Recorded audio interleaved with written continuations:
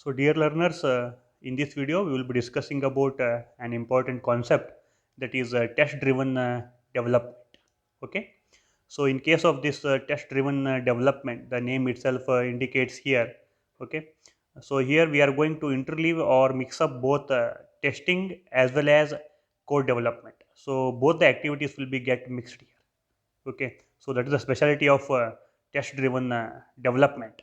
Okay, so here the tests are written before the code, and passing the test is what the critical drive of the development.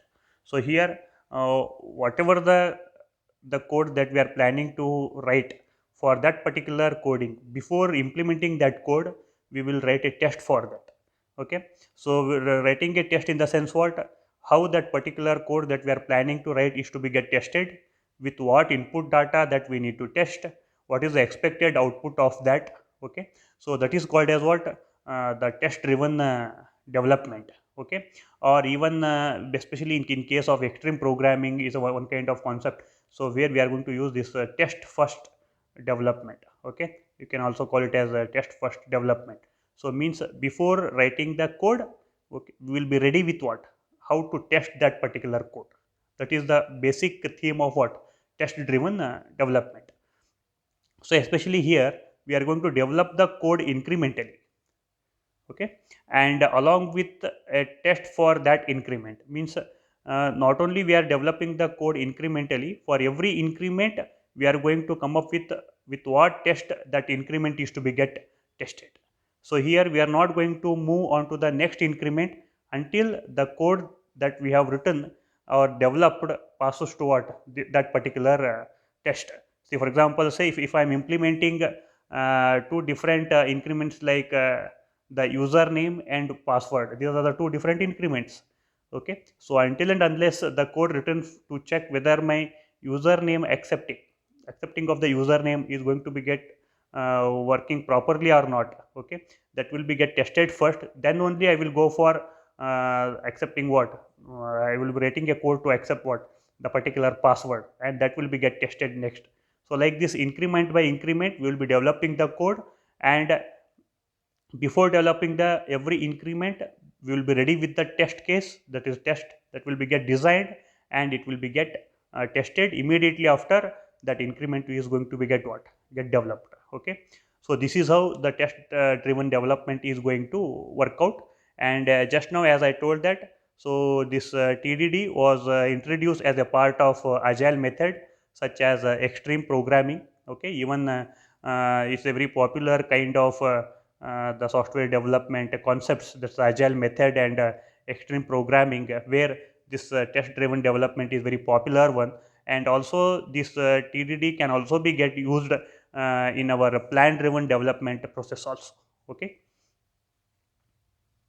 so just have a look at the very simple diagram of this test driven development. So here every time we will be starting with a new functionality or the particular increment of the particular functionality. Then before going to implement that functionality, first we will write what, the test. Okay, then we will run the test. Okay, when we will run the test, either it will be get pass or you may get fail. Okay, if the test is going to be get passed, then only we are going to move with what, the next increment of that particular functionality. If you are going to get fail, then automatically once again the functionality will be get implemented with what, refactoring, means changing or improving the quality of the code. We will modify that functionality and it will be get what, retested. So this is how the test development is going to work out here. So just have a look at the TTD process activities here. So here we will be always going to start with identifying the increment of the functionality which is required. Then this should be normally it will be a small, and it should be implementable increment of that particular functionality which is having a few lines of code. Okay, then we are going to write a test for this functionality and implement this as an what, automated test. Okay, then initially we are going to run the test along with all other tests that have been already implemented. And normally initially in the first attempt, normally our test is going to be get failed here. So why? Because we have still not yet implemented the functionality.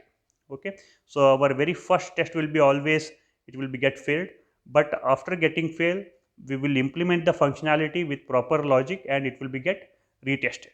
Okay, that is what we will go forward, implement the functionality, and we are going to rerun the test. And finally, once all tests run successfully, we are going to move to implement what, the next chunk of the functionality. So it means that we are implementing the functionalities increment by increment.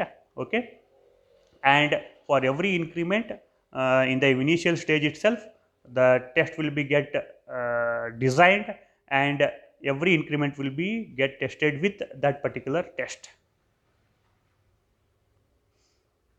So what are the benefits of the test driven development here? So what are all the different benefits that we can come across with this test driven development is concerned? Just have a look at there. The very first benefit is the code coverage here.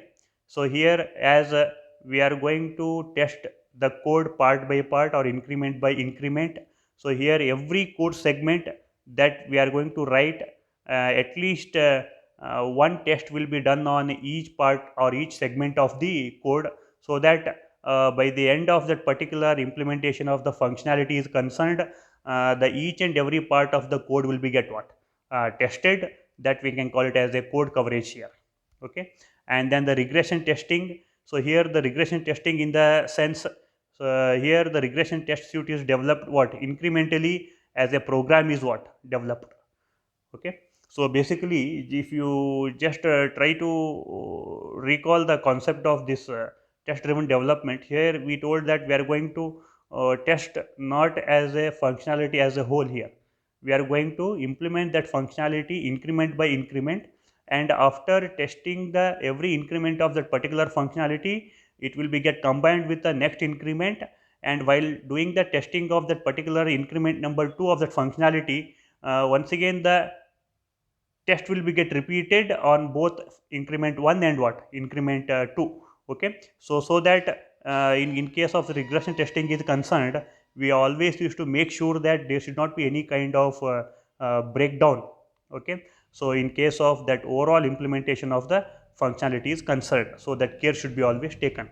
And the another advantage or benefit here is simplified debugging. So here whenever the test is going to get fail, it should be obvious where the problem lies, that we can easily identify. Why? Because we are implementing the functionalities chunk by chunk, that is increment by increment. Okay, so it is guaranteed that the particular identified bug or the whatever the failure that will be occurred in this particular part of the system itself, that we can very easily identify, so that it will be a simplified debugging. And finally, the system documentation. So whatever the series of tests that we are going to perform here, those tests themselves are going to make a, or they are going to create what, as if they are going to be act as a documentation here. Okay, and this documentation is going to describe what the code should be what doing, so that we can very easily understand in future. Okay, with all these different sort of testing that we might have done on a series of our implementation of what the coding is concerned. So these are the different benefits. And just now, as I told, that in case of regression testing is concerned, okay, this regression testing is especially it is going to helpful, so that there should not be any kind of a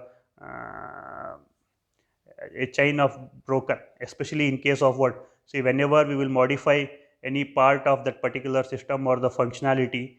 Okay, then this regression testing is going to test what, the system, to check that the changes have not broken the previously working code. Is it clear? Okay, so why? Because it's a continuous process. Okay, and every time we are going to repeat with all the tests. We will be repeating with what, all the tests of on all the chunks or that increment of that functionality that we are going to implement. And especially in case of manual testing process, regression testing is very expensive actually. Why? Because keeping track of all the previous tests is not so easy task. Okay, and but with respect to automated testing is concerned, it is very straightforward. okay, and all tests are going to be get rerun every time whenever a change is made to what, a program, okay. And we are not going to perform test on only that particular part of the program where we have done the modification or where we have done the changes. So all tests will be get repeated on that particular whole program, okay, wherever that we have done the change, okay. And test must run successfully before what, the change is what, committed, okay. So this is how the confirmation will be made. So this is all about what, uh, the overall test driven development concept, okay. Thank you.